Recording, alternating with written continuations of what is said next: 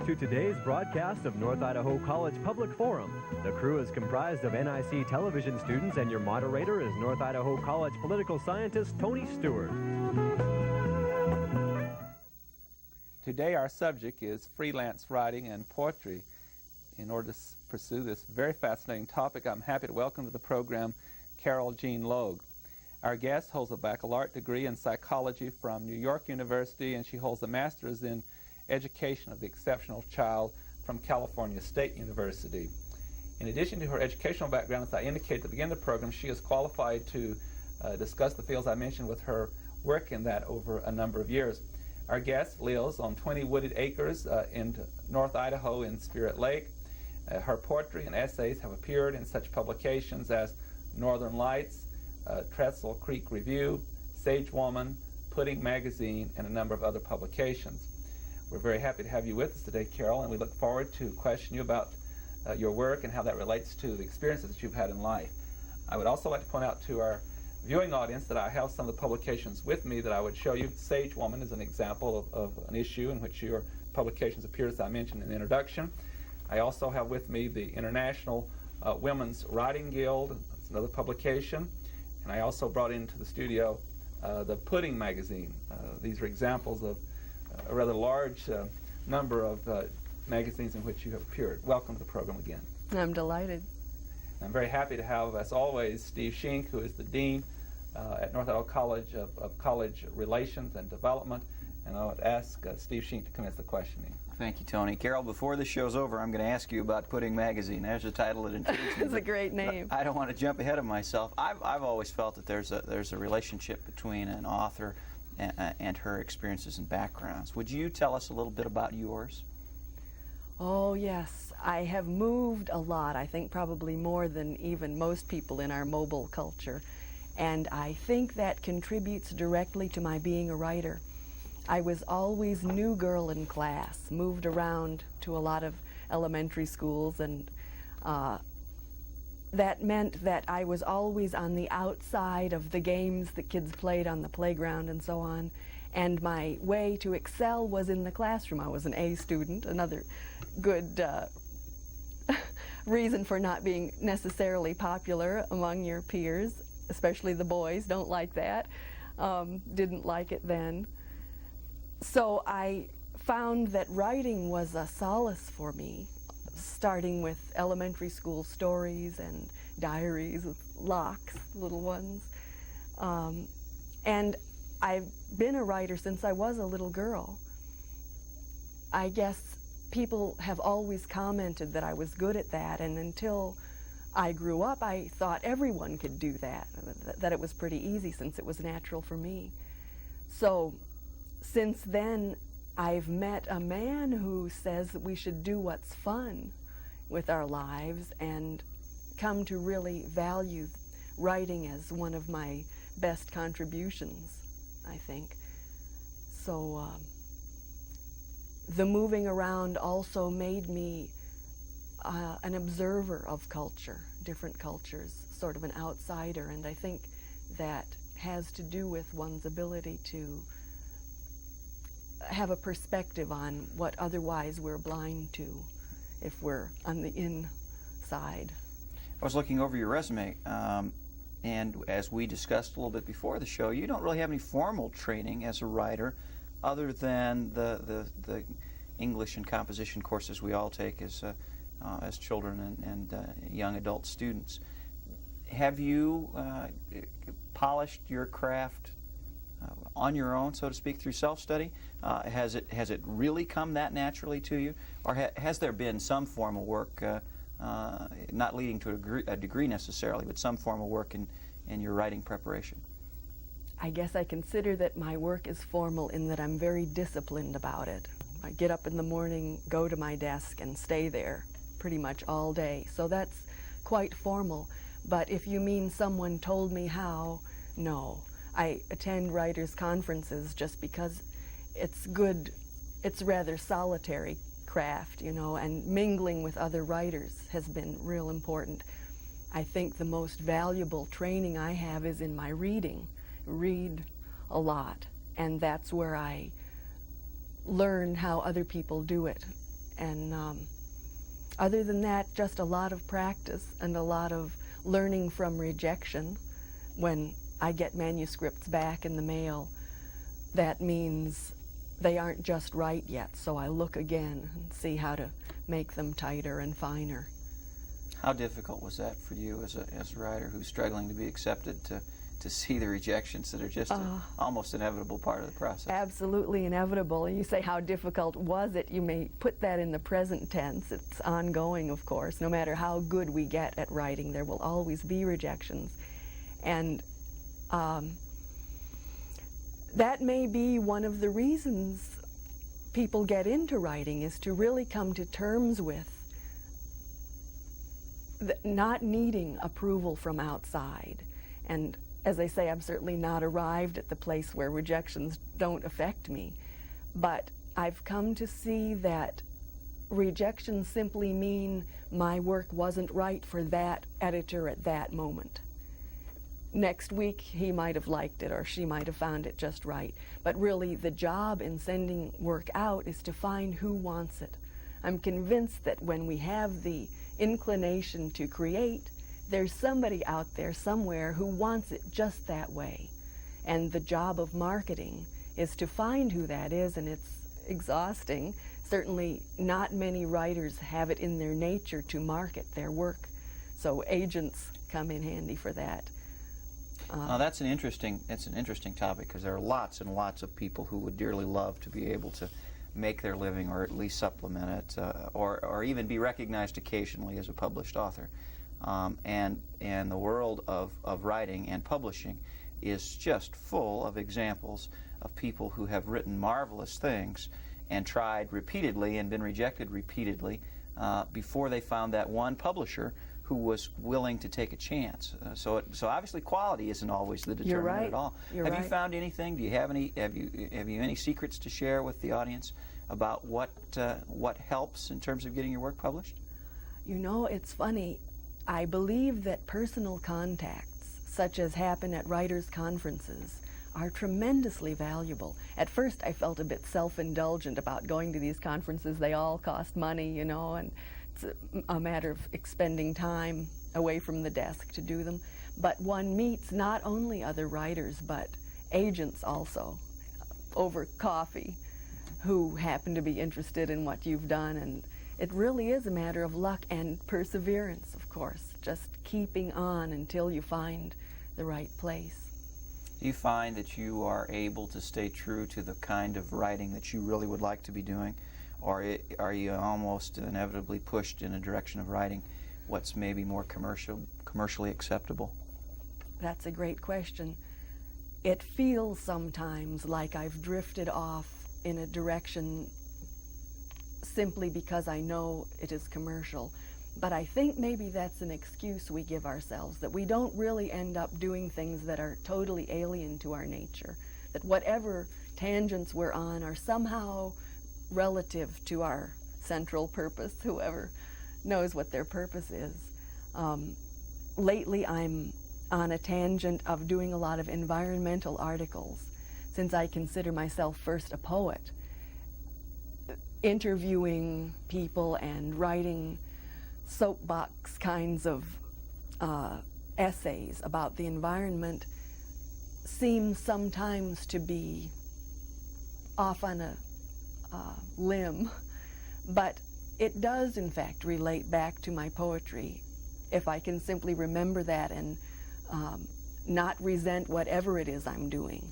Put it aside if it's not what I want to be doing, but remember that what I spend time on is really relevant to a path I might not have enough perspective on at the moment.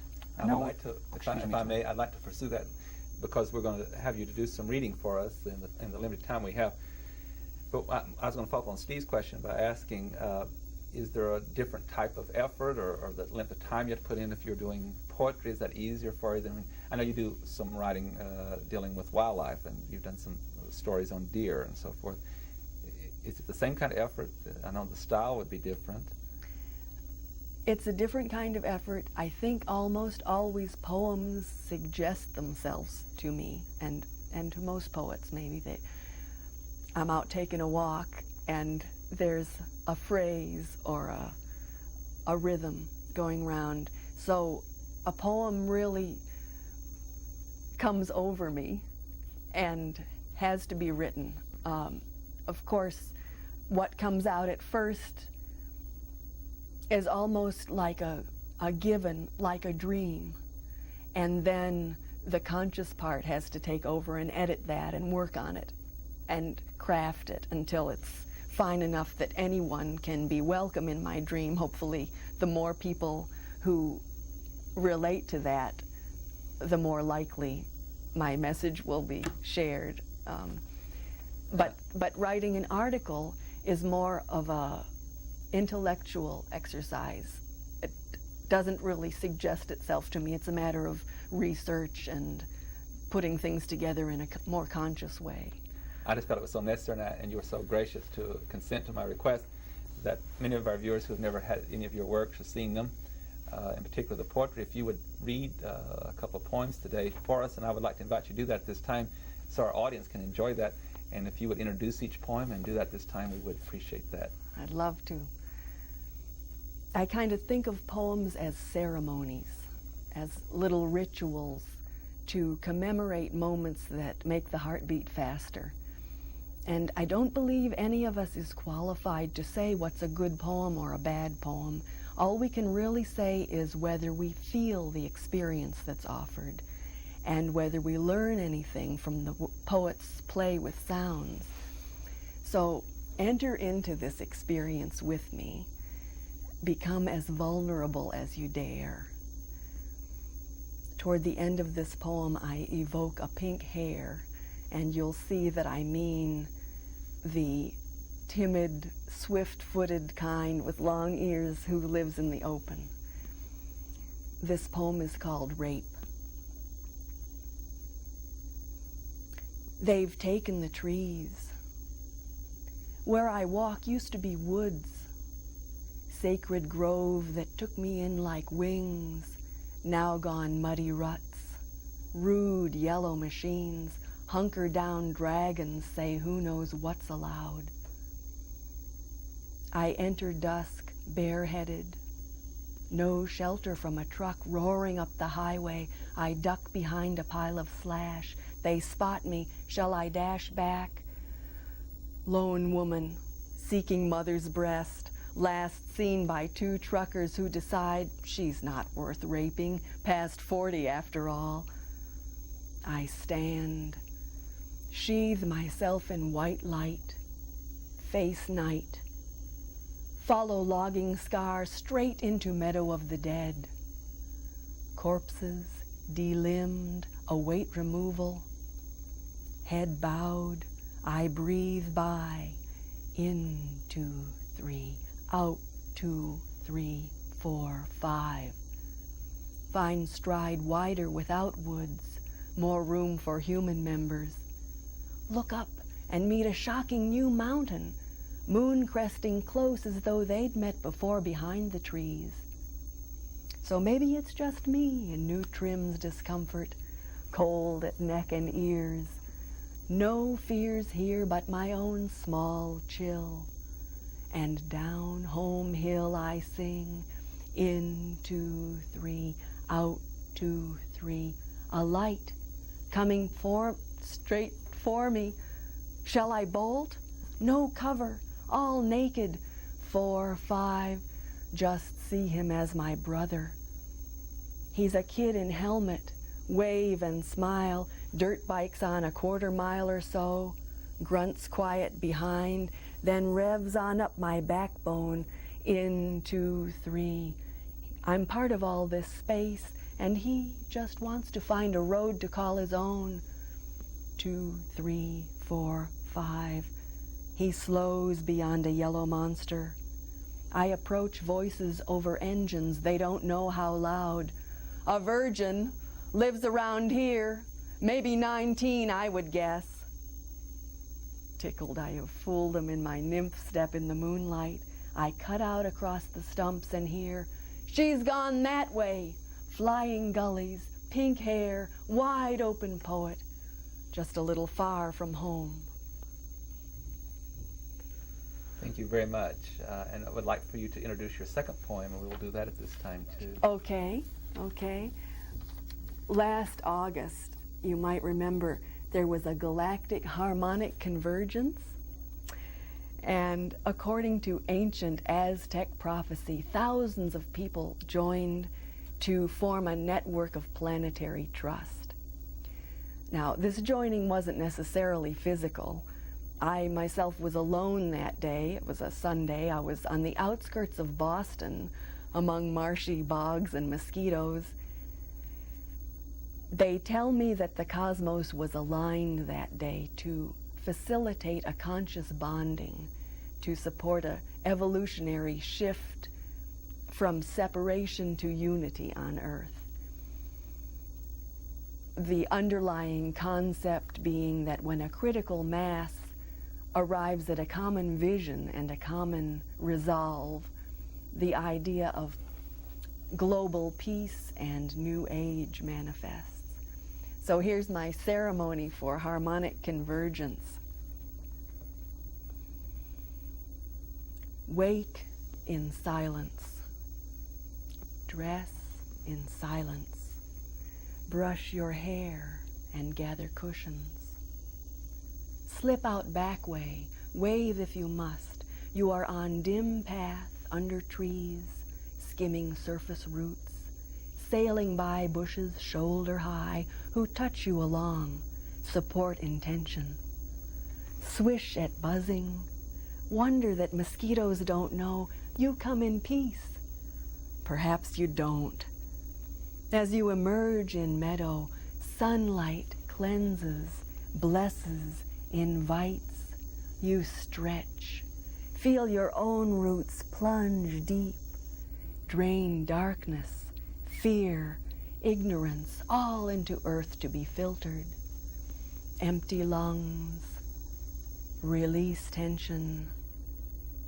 Wait. On the in-breath, you fill with light. Every cell remembers glory. Arms swing wide and up, head back. Salute the sun, receive the cure, and bow low. Hands glancing ground now. Fold into cushions, prairie, beams. Feel breeze. Imagine stream and slip feet up current. Tingle crystal from soles to crown in the name of our planet, which art suspended this day between Venus and Mars, love and war, Saturn, Jupiter, limits and opportunity. Pentangle on a plate we hang, we shimmer, still dance this moment, simply making note of halo, circling our search of universe so vast, it waits with patience in the sun, till sweat and tears and blood flow together, and we remember harmony. Bend head to cool current. Close down. Stand up. Turn back. Pass through. Emerge into Sunday. Break fast. Thank you very much. Appreciate that, Steve. Well, I've got to know, and we're running out of time, so I'm going to get this question in while I can, what Pudding Magazine is about. Oh, Pudding's a wonderful magazine. They have the philosophy that poetry can be seen as contributing a sort of a therapy to society, that it can be used to heal us, that it's a form of recognizing the holiness of what we're about in every day. So they don't see poetry as frivolous at all, but rather as a very practical, necessary contribution to our culture. You described your writing, poetry versus as prose. Which do you prefer? Which do you do just because you want to? The poetry, Is that right? without a doubt, yeah. I've found that poems sometimes come together as sketches for a wider canvas. I've used poems to come up with a novel, for instance, when I've got a collection of them and I see there's something wider happening here. My poems don't usually break the page barrier, so when there's something bigger to say, that unfolds in longer fiction.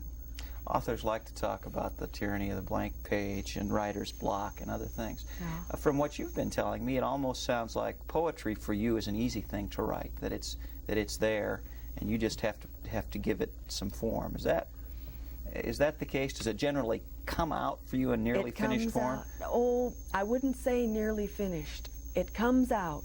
That's the beginning of it. As I say, that's a given, a gift. But the work on it, that's the effort.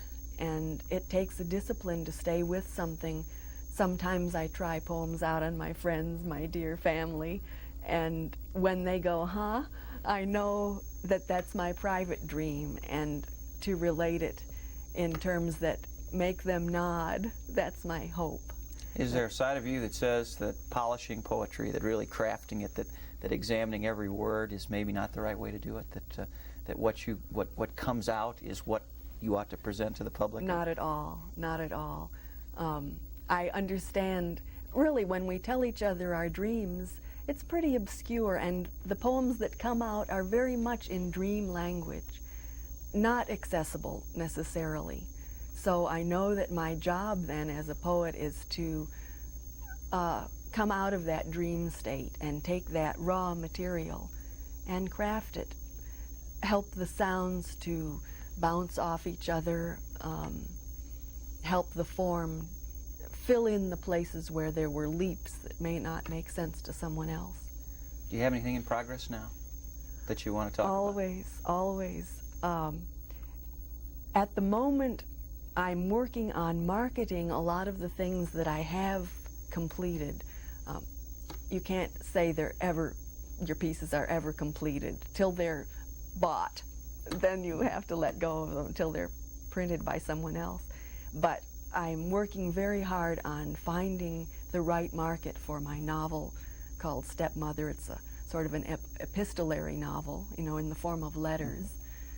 And I have a book called Cycles that's a photo book where my husband and I took a camera to one spot on a wooden bridge every Sunday at noon for a year, set up this tripod in the same spot and took a panorama, 24 shots, the same spot. So we now have this series of photos where you can see the creek freeze and thaw, you see the trees lose their leaves, the winter come and go, in the same spot. And I've written a text that is a research of the old pagan pre-Christian holidays that are all very closely aligned with nature. So those fit together with the photos, and it will be very tricky to find the publisher who can afford to do a good enough job that the photos are all aligned one over the other so you can flip and see the tree go through its animation of the seasons. The hospice manual, I have a publisher who's promised me a contract. I'm waiting every day. I go to the mail. So these are the things that I'm working on at the moment. My next dream, my next project to give time to, I've committed that I have to really make some money at some of these other things right now. But my next time I feel I can indulge in a new project, I want to do a computer program that simulates a tarot spread, tarot cards with all these wonderful visual symbols. You can set it up so there's text for each one, and a person can do their own lay of the cards and get their own interpretation for the moment. So it's combining technology with esoteric a little. We don't have much more time left, and I just find you so alive and energetic and vigorous, and I know that Steve concurs in that. I was recently, a year ago in Europe, and I was visiting a small town where a lot of artists and writers live.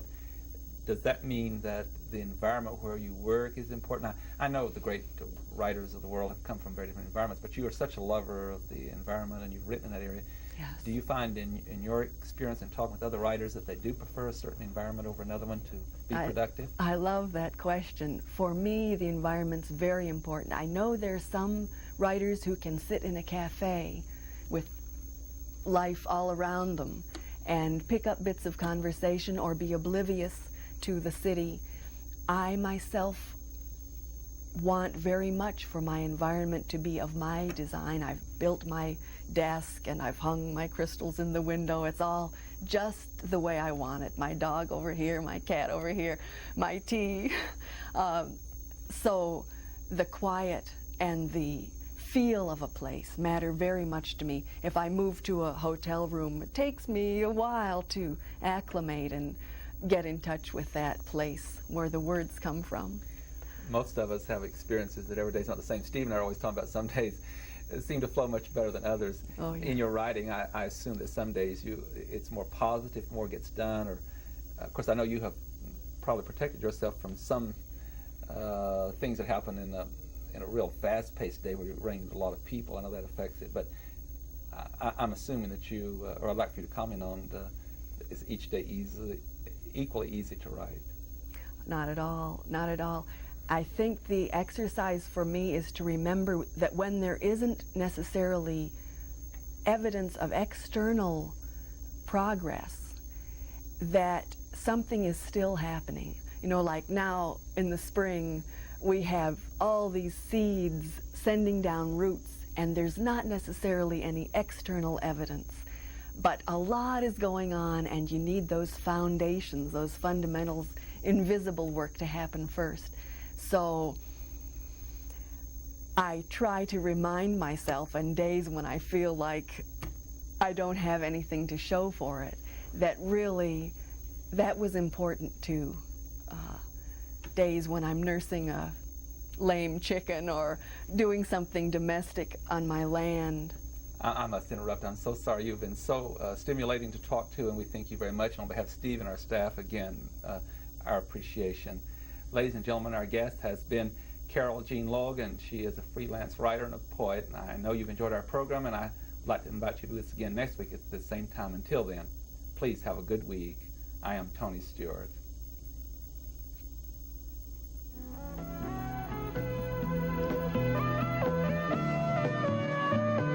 North Idaho College Public Forum can be seen at the same time each week over this station. This production was videotaped earlier by an NIC student crew for viewing at this more appropriate time.